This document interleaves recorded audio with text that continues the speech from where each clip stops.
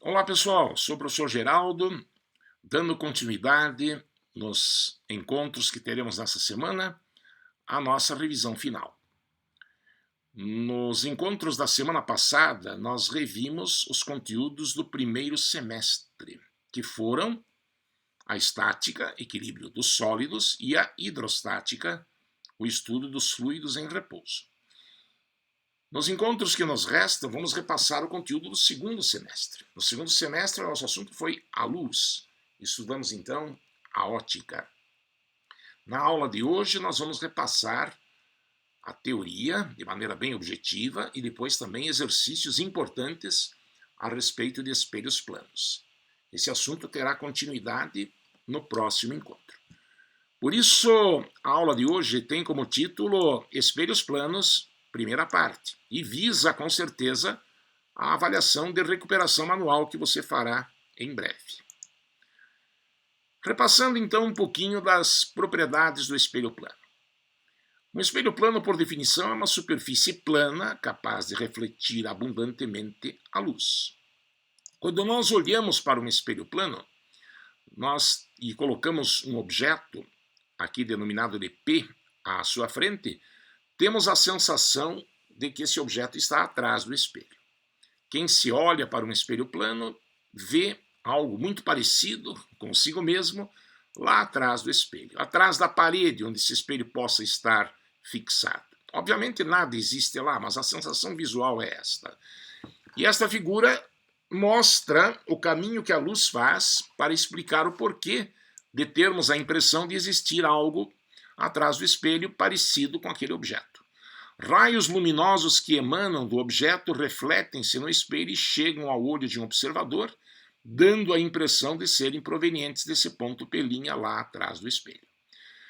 O ponto P é um objeto real. Um dia nós vimos, conceituamos desta forma. Ele é vértice de um pincel incidente divergente. Cabe ao objeto mandar a luz para o sistema óptico. Então, por ser um pincel que incide, um pincel luminoso, um feixe luminoso que incide no espelho, trata-se de um objeto e não de uma imagem. E por ser esse pincel divergente, isso o caracteriza como um objeto real. Já o ponto P', se você observar bem, é vértice de pincel emergente, a luz está saindo do espelho, e divergente também. Vértice de pincel emergente e divergente, um dia nós vimos, nunca deixou de ser uma imagem virtual. É bom saber que no espelho plano, objeto e imagem têm sempre naturezas opostas. Isso é, se o objeto é real, a imagem é virtual. Existe também, embora seja muito raro, ocorrer nas nossas aplicações de o objeto ser virtual e a imagem ser real, ser projetável. O que não pode no espelho plano é o objeto ser real e a imagem ser real também, terem a mesma natureza. Isso até ocorre, em alguns casos, nos espelhos esféricos, no espelho côncavo, mas não no espelho plano. É possível provar, através de uma certa congruência de triângulos insinuada nesse desenho, essa importante propriedade. A distância do objeto ao espelho, aqui chamada de D, é igual à distância da imagem ao espelho. Essa última frase traduz uma coisa, parece-me evidente, se a pessoa tem atenção ao que está acontecendo. Dizer que a distância da imagem ao espelho é igual à distância do objeto ao espelho significa dizer que o espelho plano não aproxima e nem afasta as coisas. Ele dá a verdadeira noção da proximidade ou não. Já o mesmo não acontece nos espelhos esféricos. No espelho convexo, por exemplo, um dia nós vimos, a distância da imagem ao espelho é menor do que a distância do objeto ao espelho. E a imagem acaba tendo também uma altura menor do que o próprio objeto. Espelhos retrovisores de automóveis, não aquele panorâmico interno, aquele geralmente é um espelho plano e nele se verifica o que você acabou de ouvir. Mas o retrovisor, o externo, melhor dizendo, tá? Ele dá uma noção diferente. Os objetos nele parecem mais distantes do que realmente são, justamente pelo fato de o espelho convexo reduzir o tamanho da imagem. Espelhos importados de boa qualidade ou fabricados aqui e exportados para o exterior geralmente trazem uma advertência em inglês. Caution, objects on mirror are closer than they appear. Eles estão mais próximos do que parecem estar. Isso quer dizer que num espelho esférico, que não é plano, portanto, é o caso, repito, dos espelhos retrovisores da maioria dos automóveis, a distância da imagem ao espelho não é igual à distância do objeto ao espelho. Não vamos aqui discutir se é maior, se é menor, embora eu já tenha falado a respeito disso, porque o nosso assunto é espelhos planos. No espelho plano é fundamental que você saiba que a distância do objeto ao espelho é igual à distância da imagem ao espelho. Antes de partirmos para exercícios, que é o que mais interessa nesse encontro, vamos rever mais algumas considerações sobre as características das imagens oferecidas pelos espelhos planos. É muito importante saber que a altura do objeto é igual à altura da imagem, como essas duas figuras sugerem. Esse esgrimista não parece ser mais alto nem mais baixo do que a sua imagem. Esta moça, usando uma camiseta vermelha, não é nem mais alta nem mais baixa do que a imagem que nós estamos vendo no espelho. Quando se diz que a altura do objeto é igual à altura da imagem, isso quer dizer, então, que o espelho plano não amplia nem reduz os objetos. Porém, jamais diga que objeto e imagem são iguais. Eles têm a mesma altura, mas iguais não são. Eles são figuras enantimorfas. Ocorre a troca da direita pela esquerda. Você está vendo nessa figura que o esgrimista objeto está usando a mão direita para segurar a sua espada e a imagem está usando a mão esquerda. Está vendo essa moça bonita? O que está escrito na camisa dela, afinal? É love ou é hate? Perceba a reversão da imagem que o espelho plano oportuniza. Essa imagem, eu confesso a vocês, eu acho que ela não que esteja errada, a reversão realmente ocorre, isso não é um desenho, é de fato uma fotografia, mas traduz uma mensagem, na minha particular opinião, errada, que não tem nada a ver com ótica, naturalmente, mas tem tudo a ver com filosofia. Meu querido aluno, minha querida aluna, você acha mesmo que o ódio é o antônimo do amor? O antônimo do amor é a indiferença. Tá? Bom, mas isso não vem ao caso. O fato é que o espelho plano, portanto, proporciona esta troca da direita pela esquerda, produz a reversão da imagem. Que o objeto e a imagem têm naturezas opostas, objeto real e imagem virtual já se falamos, e que a distância do objeto ao espelho é igual à distância da imagem ao espelho, também falamos, isso é importante. Ainda antes dos exercícios, é fundamental que você tenha em mente o conceito de campo visual, aquela região do espaço que você pode ver por reflexão através do espelho.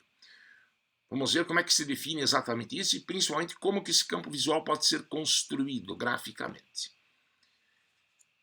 Definindo, portanto, campo visual, essa região verde, deste espelho plano que está em azul aqui, para aquele observador, é a região do espaço que pode ser vista por reflexão através do espelho.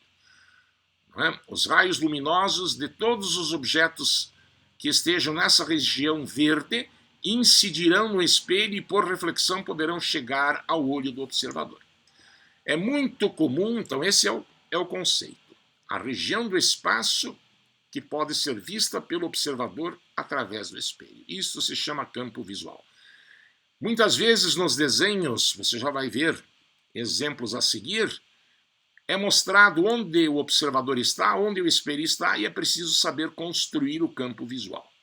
Uma maneira fácil de fazer isso, e claro, embasada nos princípios da ótica, nas leis da reflexão, é procurar pela imagem do observador. O observador poderia ser O, a imagem seria O', sempre lembrando que a distância do objeto ao espelho é igual à distância da imagem ao espelho.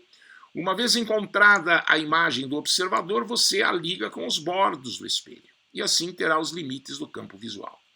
É mais ou menos como se o espelho estivesse numa parede, que o observador se colocasse naquele lugar onde está a sua imagem, quer dizer, atrás da parede, e que na parede se tenha feito um buraco.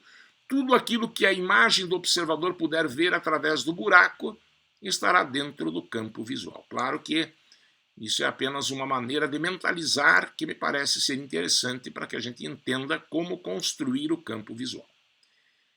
Essa construção é importante porque ela precede os cálculos que você faz. Os problemas de ótica, muitos problemas de espelhos, não são problemas de física, são problemas de matemática, de geometria. E isso requer a construção que você acabou de fazer. Vamos ver como é que se faz isso na prática, então, através de exercícios. Primeiro exercício de hoje.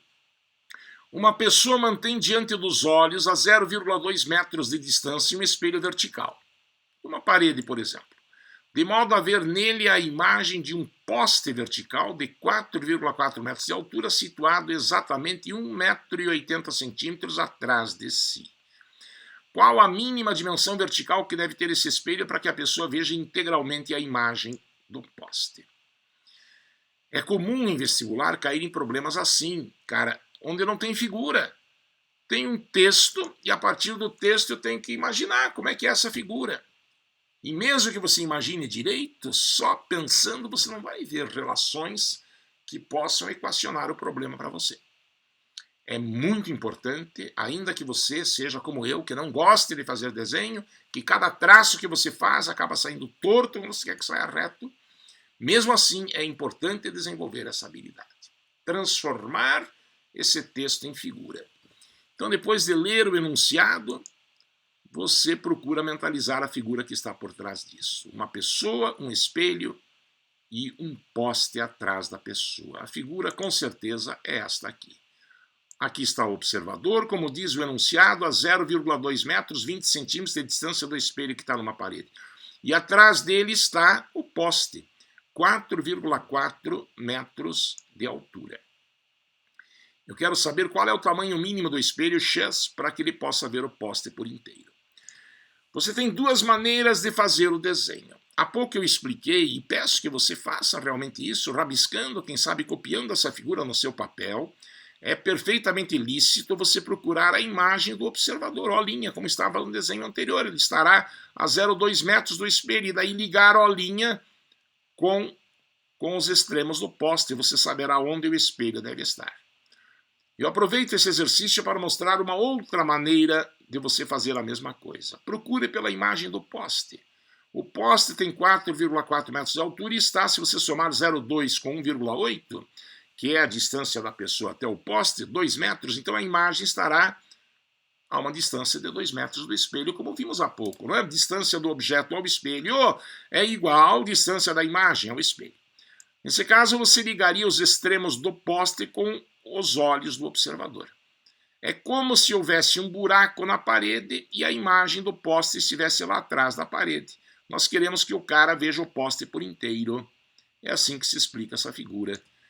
O problema, então, deixará de ser de física, será de matemática. Você encontrará triângulos semelhantes. Esse triângulo pequenininho, bicudinho que você está vendo aqui, obviamente é semelhante a esse triângulo maior. Não é? O triângulo OEL', EL' é o espelho, onde tem espelho, né? Comprimento X, é semelhante ao triângulo OA'B'. Procure justificar isso, verificando que os ângulos são todos congruentes. A semelhança entre esses triângulos me autoriza a escrever, então, X está para 0,2, a base do triângulo pequeno está para a sua altura, assim como 4,4, que é a altura do poste, é também a base do triângulo grande, e está para a altura do grande, que é 2 mais 0,2 vai dar 2,2. 4,4 dividido por 2,2 dá 2. 0,2 sobe multiplicando, então x vale 0,4 metros, ou seja, 40 centímetros. Esse seria o tamanho do menor espelho que permite que se visualize esse poste por completo. Tá? Repito, o que nós fizemos? Procuramos a imagem do poste e ligamos os extremos do poste com os olhos do observador. O que nós poderíamos ter feito? Procure fazer isso também. Poderíamos procurar a imagem do observador e ligar a imagem do observador com os extremos do poste objeto. Você seria levado exatamente a um espelho igual, no mesmo lugar, do mesmo tamanho, e o equacionamento do problema, evidentemente, seria idêntico. Ok? Vamos ver mais um exemplo. Eu não poderia deixar de citar, porque é muito marcante, clássico mesmo, o problema do espelho mínimo. Tá, deixa eu ver se não pulei nenhum slide. Não, esse era o anterior.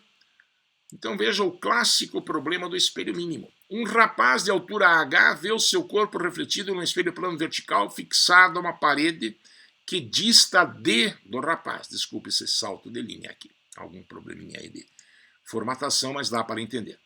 Os olhos do rapaz encontram-se a uma distância h minúscula do solo. Determine a altura mínima que o espelho deve ter e a distância do bordo inferior do espelho ao solo. Novamente, eu confesso, de propósito, eu estou propondo a você um problema em que é dado o texto e não é dada a figura. Caberá a você, a partir do texto, imaginar o desenho. Imagine você, rapaz, recém-casado, construiu a sua casa e a sua esposa lhe pede: meu bem, eu gostaria de ter no nosso quarto um espelho na parede onde eu possa me ver por inteira. Você naturalmente providenciará o espelho de melhor qualidade, porque afinal você ama a sua esposa. Mas você também não quer gastar dinheiro à toa. Será que precisa colocar espelho do piso ao teto? Não, para que ela possa se ver por inteiro, um tamanho menor do que isso é suficiente, nós vamos ver no mínimo quanto. E também não adianta colocar esse espelho lá no teto ou rente ao chão, você tem de colocá-lo numa posição conveniente, por isso está se perguntando também a distância do bordo inferior do espelho até o solo. Como fazer isso? Conceito de campo visual. Vamos construir o campo visual podendo usar uma das duas ideias que você viu nas explicações anteriores. Então veja lá. Aqui está a pessoa, de propósito, aqui com uma cartola para aumentar a distância entre o ponto mais alto da cartola e o olho da pessoa, né? Porque isso vai fazer diferença. Eu vou colocar um espelho na parede e quero que essa pessoa se veja por inteiro. Então aqui eu estou fazendo aquilo que eu sugeri lá na teoria. Para achar o campo visual, eu procuro pela imagem do observador, que é o ponto O', né? O ponto O estaria a uma distância D, esse D não é dado do espelho, mas da imagem do observador até o espelho a distância é D também, e daí você liga a imagem do observador com os extremos do homem, porque deverão ser as retas que passam pelos bordos do espelho. Você tem de colocar espelho de M até N. Com esse espelho X, este homem vai poder se ver integralmente. E olha, não importa se ele está perto ou longe do espelho, repare que o Dzinho não é dado. O importante é que você saiba que a distância da imagem ao espelho é igual à distância do objeto ao espelho, ambas valem Dzinho, e perceba que existem triângulos semelhantes, né? Eu estou vendo que o triângulo O'AB, esse aqui, né, é semelhante ao triângulo O'MN. Por isso que eu posso dizer que X está para D, no triângulo bicudinho do lado direito a base está para a altura, assim como o Hzão, que é a altura do homem, incluindo a sua cartola, está para a altura desse triângulo que é 2D. Tá ligado? X está para D, assim como Hzão está para 2D. Aí você corta D com D e tem X igual a H sobre 2, ou seja, o espelho mínimo deve ter a metade da altura da pessoa. A metade da altura da sua esposa é a altura adequada para o espelho que permita se ver por completo. Mas onde eu devo colocar o espelho? Qual é a mínima altura que o espelho deve ter? Bom, essa nós já calculamos. E a distância do bordo inferior do espelho ao solo, essa distância y. Novamente nessa figura a gente vê um outro par de triângulos semelhantes.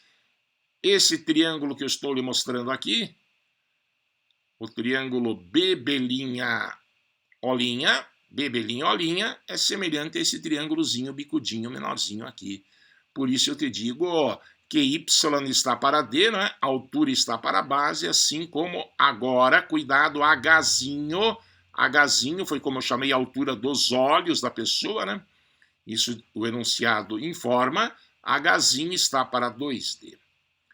A altura está para a base, assim como a altura está para a base. Corta D com D, fica Y, né? Agora é Y, não X, desculpe, igual a Hzinho sobre 2. Beleza? Resumindo, olha essa frase que eu vou dizer agora. Um dia o meu professor de ótica me disse, eu nunca mais esqueci na minha vida. Recentemente eu encontrei e percebi que eu deixei feliz, como você mais tarde me deixará feliz. Se ao me encontrar disser, professor, eu ainda lembro do problema do espelho mínimo. A menor altura que um espelho deve ter para que, preso a uma parede vertical, uma pessoa possa se ver por inteiro, deve ser a metade da altura da pessoa. E o bordo inferior do espelho deve estar a uma altura igual à metade da altura dos olhos. Essa frase em vermelho aqui traduz tudo. Enfim, pegar o texto, fazer o desenho e procurar semelhança de triângulos. Claro que em problemas mais bondosos o desenho já estará pronto, mas se não tiver desenho, você terá de fazê-lo. Ok? Anime-se então, espero assim tê-lo motivado a fazer mais exercícios a respeito disso. Esse é um conhecimento importante.